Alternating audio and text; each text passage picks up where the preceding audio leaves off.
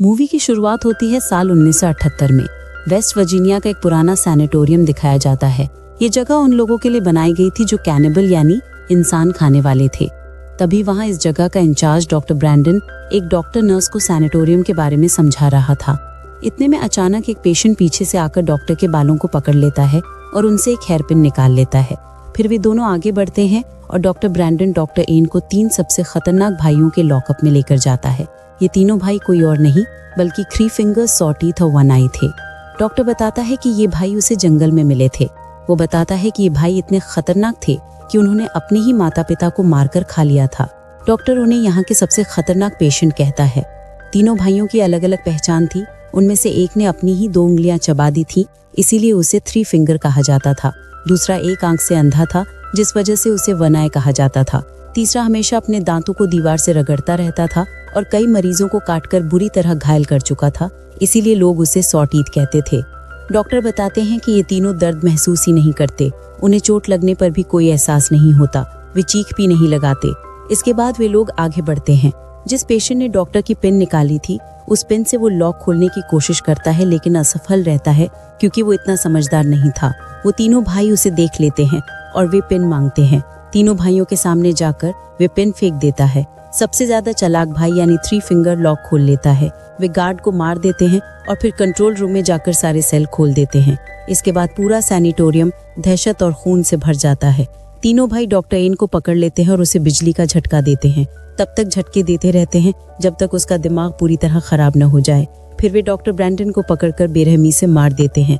उसके बाद कहानी 29 साल आगे बढ़ती है। कुछ कॉलेज के स्टूडेंट्स बर्फीली वादियों में ट्रिप पर होते हैं। उनका मकसद अपने दोस्त के केबिन तक पहुंचना था, लेकिन वे रास्ता भूल जाते हैं और बहुत खतरनाक तूफान में फंस जाते हैं। इसी दौरान उन्हें एक पुरानी बिल्डिंग दिखती है। वे सब उस बिल्डिंग की तरफ बढ़ते हैं, लेकिन उन्हें पता नहीं चलता कि ये वही सैनिटोरियम था जहाँ तीनों भाई रहते थे। जैसे ही वे अंदर जाते हैं, उन्हें पता चलता है कि ये एक अस्पताल था। वे आग जलाकर आराम करते हैं, लेकिन वे आराम से बैठने वाले नहीं थे, क्योंकि उनकी आदत में था कि वे सुनसान जगह की अच्छी तलाशी ले। वे पूरी जगह की खोज शुरू करते हैं और ऑफिस रूम में शराब की बोतलें तथा वहाँ के पेशेंट्स की फाइलें मिलती हैं। फाइलें देखकर उन्हें पता चलता है कि वहाँ कभी खतरनाक कैनिबल रखे जाते थे। इधर हम देखते हैं कि वो तीनों भाई किसी को लेकर उस सैनिटोरियम में आते हैं। उन दोस्तों में से 3 स्टूडेंट रात गुजारने के लिए बिस्तर चेक करने जाते हैं। यहाँ उन्हें कुछ दिखता है। उनमें से लड़का विंसन अंदर जाता है। जैसे ही वे अंदर जाता है, उसके चिल्लाने की आवाज आती है। बाहर खड़ी लड़कियां डरकर विंसन की ओर जाती हैं। विंसन उनके साथ मजाक करता है, उन्हें डराने के लिए, और उन्हें डरा देता है, जिसकी वजह से वे लड़कियां नाराज होकर वहां से चली जाती हैं। इसी बीच 1 आई उनका पीछा करने लगता है। उन सबसे माफी मांगने के लिए विंसन अकेला ही जनरेटर ढूंढने चला जाता है और उसे जनरेटर मिल जाता है, जिसे वो चालू कर देता है। चूंकि ये सब अमेरिकी छात्र थे, उनका दूसरा नियम था कि रोशनी आने पर पार्टी करें। यही वे करते हैं और अस्पताल में हलचल मच जाती है। उन्हें पता नहीं था कि कोई उनके हरकतों पर नजर रख रहा था। पार्टी के दौरान वे एक ऐसी जगह पहुंच जाते हैं जहां उन्हें एक फिल्म की रील मिलती है।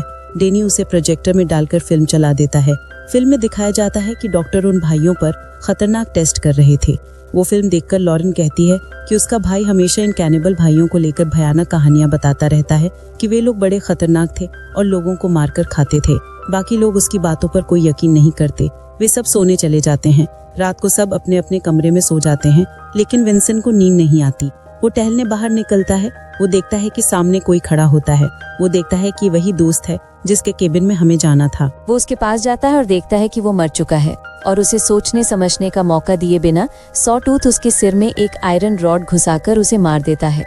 जब सुबह होती है, तब भी तूफान थमा नहीं था और सभी वहीं फंसे थे। विंसन के गायब होने की वजह से जीना सबसे पूछती है, लेकिन किसी ने उसे देखा नहीं था। साथ ही उनका सारा सामान भी गायब था।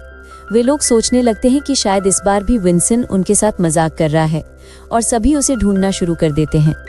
उनमें से 4 स्टूडेंट्स बेसमेंट की तरफ जाते हैं। वहाँ उन्हें अजीब तरह के पिंजरे मिलते हैं जिनमें कई हथियार रखे थे। वे आगे बढ़ते हैं और उन्हें सभी सेल मिल जाते हैं। वे और आगे बढ़ते हैं तो वहाँ देख पाते हैं कि एक जगह खून से सनी हुई है, जिससे वे और ज्यादा घबरा जाते हैं। वे सब अलग अलग दिशा में चले जाते हैं। तभी जीना किचन में चली जाती है, जहाँ वो देखती है कि सॉ टीथ वाटर के टुकड़े कर रहा होता है। इतने में 3 फिंगर वहां आ जाता है और सॉ टीथ को ले जाता है। ये देखकर जीना वहां से भाग जाती है और सब लोगों के पास आकर बताने लगती है। तभी वाटर की शर्ट में कोई चीज उनके सामने आकर गिरती है। जब एक लड़की उसे चेक करने जाती है तो वो देखती है कि उसमें वाटर, जिसके केबिन में वे जा रहे थे, उसका कटा हुआ सिर है। वो सब इस भयावह दृश्य को देखकर संभल भी नहीं पाते। तभी तीनों भाई बालकनी से एक तार नीचे फेंकते हैं। वो क्लेयर के गले में वो तार फंसाकर उसे ऊपर खींचने की कोशिश करते हैं। तब एक लड़का उसके पैरों को पकड़ लेता है, लेकिन पूरा खून से भर जाता है। उस प्रयास के बावजूद वे क्लेयर को बचा नहीं पाते और उसका सिर कटकर नीचे गिर जाता है।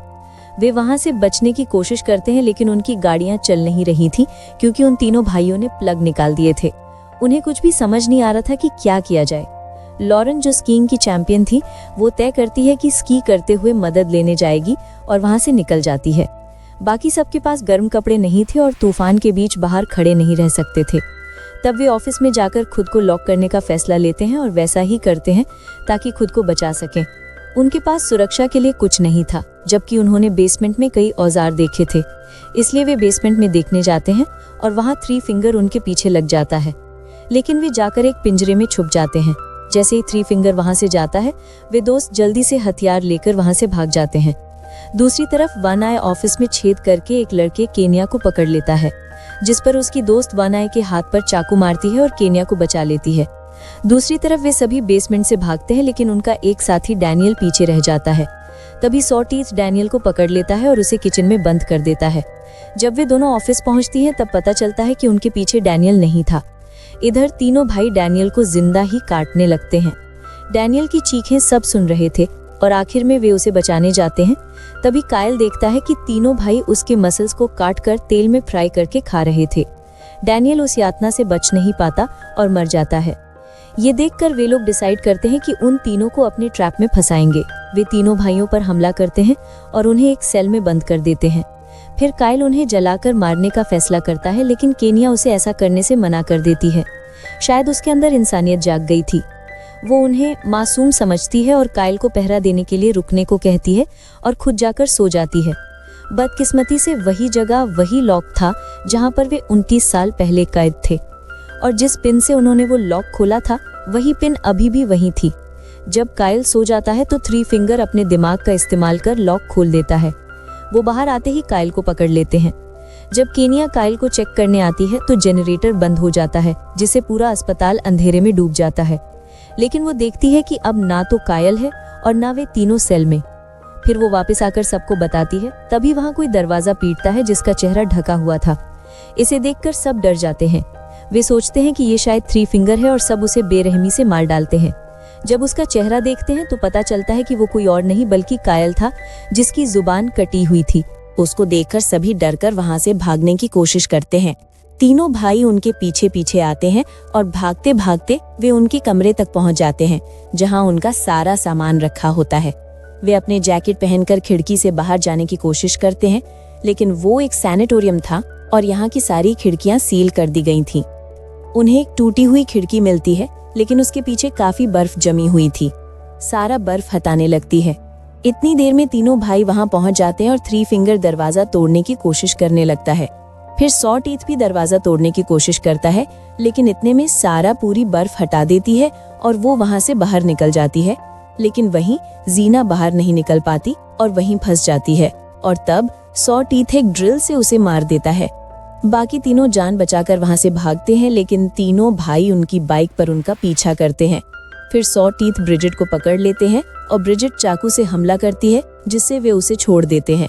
दूसरी तरफ लॉरेन दिखती है, जो बर्फ जमने की वजह से मर चुकी होती है।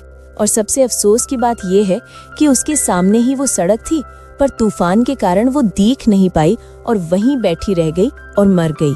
अब सिर्फ केनिया और सारा ही बची हैं, और केनिया अपनी जान बचाते हुए भाग रही होती है।